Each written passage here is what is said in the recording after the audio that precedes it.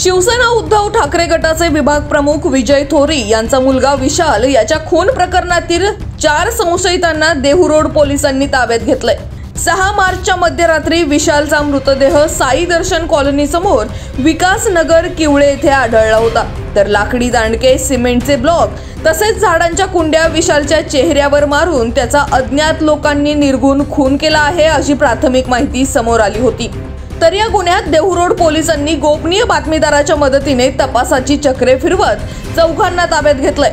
रोहन राजेश देशमुख वय वर्ष 23, सुयश विलास देशमुख वय वर्ष 26, दोघे राहणार विकास नगर किवळे देहू। अमित कैलास वरगडे वय वर्ष 24 तर वैभव शिवप्पा ओन्नी वय वर्ष 20, दोघे राहणार स्वराज नगरी तळेगाव चाकण रोड तळेगाव दाभाडे अशी या गुन्ह्यात अटक करण्यात आलेल्या संशयितांची नावे आहेत।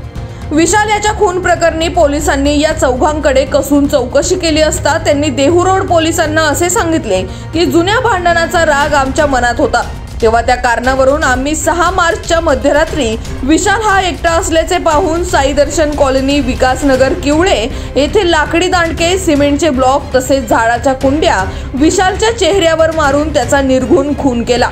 तर या गुन्ह्याचा पुढील तपास आता देहू पोलीस करत आहेत।